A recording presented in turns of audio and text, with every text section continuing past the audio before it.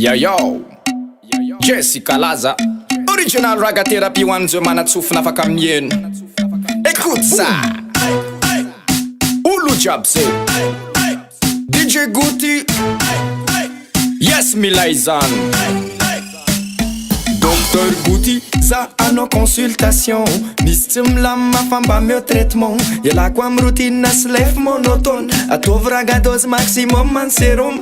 De ny infirmière chaud de sexy. Amle tsara courbe misy abdominaux. Azo atao comprimé fa traitement mandi. Amzay pectoré raka lasa pectoraux.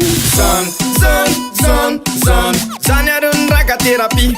Fomba fitsabona amin'ny endriny hafa mihitsy ty. Entanina daholo zay rehetra ty mandi. Averina zany aron raga thérapie. Zany ndray tekina mokisako anty. Ampandizany rachesi DJ Guti. Sabako fa mety amiko fa tsy haiko ny amindry. Ilain'ny vatantenako ny raga thérapie. Arô anao thérapitry ananika ny anatiko ny raga morphine. Fa ratsy am tsy tantiko.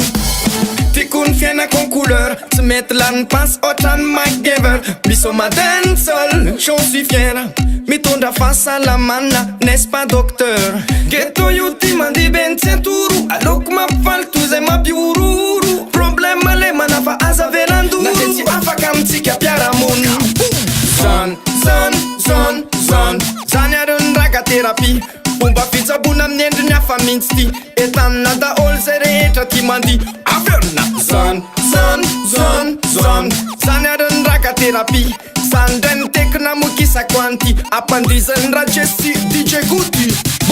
Ataovy intraveineuse amizay za à l'aise. Le fida den sol latsaka manaraka anzy toroy fitepo ny foko. Floako azy anarana fanangonako foko. Mais bon, iza mony tsy malala fa sofianatra. Avelone ekizikifa fa za sakanana. Fahasalamana no ilainy apprécie izy etsika. Zay kamy am tarainy tandre maro soketsika. Aize vinony zao makafoka sakivo samiavina tsotro zao. Tsy de mahay mandiko. S'excuse zany orinaoty ny raga thérapie de ataovy zay tinao.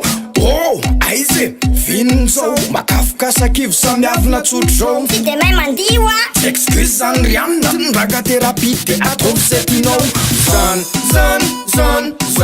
Zany aron raga thérapie. Fomba fitsabona amin'ny endriny hafa mihitsy ty. Entanina daholo zay rehetra ty mandi. Averina zany aron raga thérapie. Zany ndray ny tekina mokisako anty. Ampandizany rachesi DJ Guti.